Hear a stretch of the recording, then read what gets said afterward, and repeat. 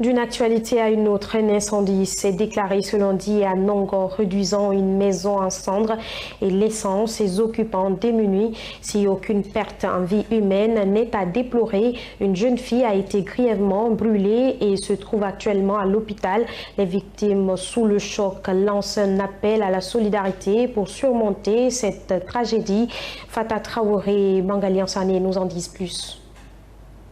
Un plafond calciné, un lit réduit en cendres, des billets d'argent entièrement consumés et d'autres bien partis en fumée, telles sont les conséquences dramatiques d'un incendie survenu ce lundi à Nongor, un quartier situé dans la commune de Lambani. Rencontrés sur place, ces témoins reviennent sur les faits. J'étais là en train de faire ma prière vers 10 heures. Entre-temps, j'ai entendu un bruit, c'est-à-dire qui n'allait pas bien. Et par après, j'ai laissé la prière. Directement, je me suis rendu sur le lieu parce que j'entendais des cris par-ci, par-là. Les gens criaient, je ne sais pas. Entre-temps, moi, je suis sorti, je suis venu, j'ai trouvé la foule était là. Et vraiment, il y avait le feu. Moi, j'étais dormant. D'un seul coup, j'ai entendu un bruit d'explosion, comme si quelque chose avait explosé. Donc, j'ai sursauté du lit.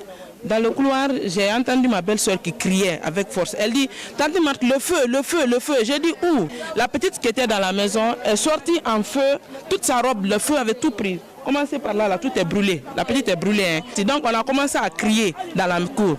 Voisins, sortez, sortez, il y a le feu qui a pris la cour. Donc ainsi, je suis sorti sans chaussures dans le quartier. Les gens sont sortis par-ci, par-là. Tous ceux qui dormaient dans les maisons sont sortis.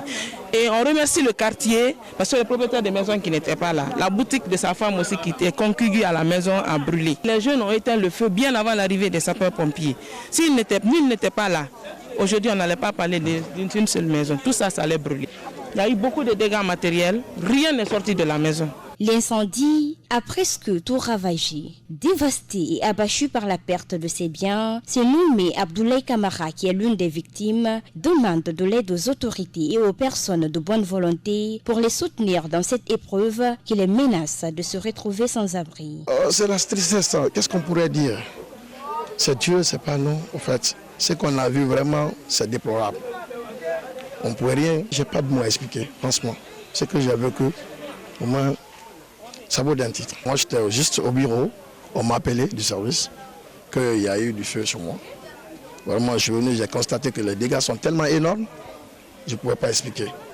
Vraiment, je demande à l'autorité de l'aide et les personnes de bonne volonté, ce qu'ils peuvent faire pour nous. Nous sommes là, on compte sur eux.